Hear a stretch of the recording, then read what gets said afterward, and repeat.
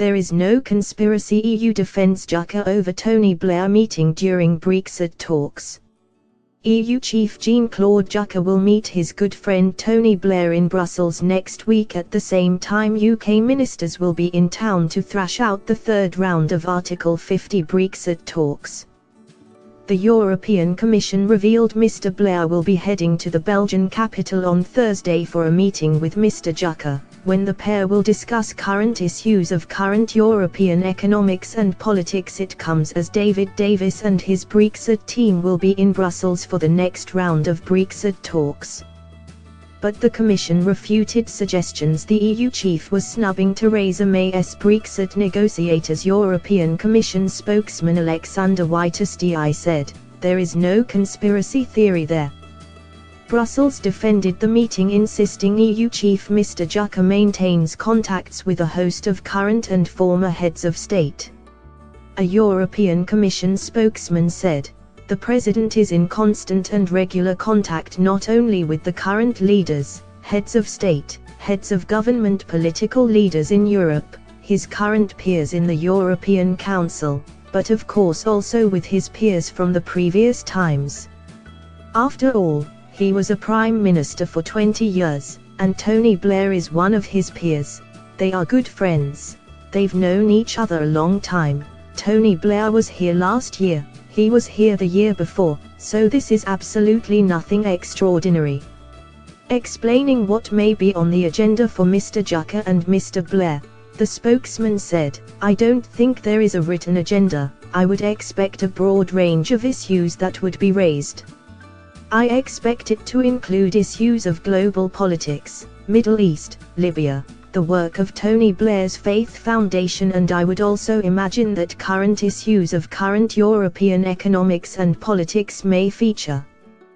The spokesman said Mr. Juncker boasts an extremely fruitful list of relationships with former world leaders from his time in politics. After hearing the news, UKIP MEP Nigel Farage raged, "Blair's interference and desire to sell out our country never stops.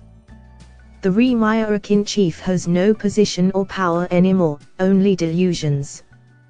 The former Prime Minister is a major opponent of Brexit and believes the UK could remain in the EU if the bloc's leaders meet us halfway and restrict freedom of movement and immigration. Rumours that Mr. Blair is preparing a comeback to Frotley politics continue to stir.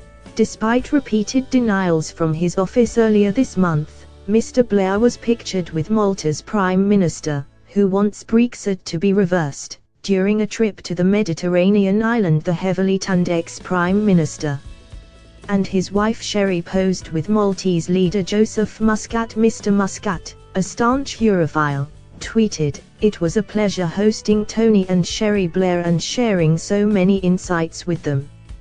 Like Mr. Blair, he has called for a second EU referendum to be held to halt Britain's impending exit from the bloc. The former Labour leader has faced huge criticism for his role in the Iraq War after Sir John Chilcot, the chairman of the inquiry into the conflict, said Mr. Blair was not straight with the nation. He told the BBC's Laura Cuesberg, "I think any Prime Minister taking a country into war has got to be straight with the nation and carry it, so far as possible, with him or her.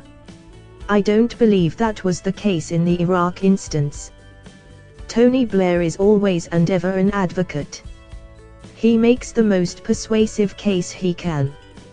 Not departing from the truth, but persuasion is everything. Advocacy for my position, my Blair position. The relationship between Mr. Blair and former US President George W. Bush in the build-up to the war was sharply criticized too. Sir John said, "Tony Blair made much of, at various points and still does, I think, the need to exert influence on American policy making. To do that," he said in terms at one point, "I have to accept their strategic objective, regime change, in order to exert influence. For what purpose? To get them to alter their policy? Of course not. So in effect it was a passive strategy." Thanks for watching. Please like, share and don't forget to subscribe English News Hub for new excited videos.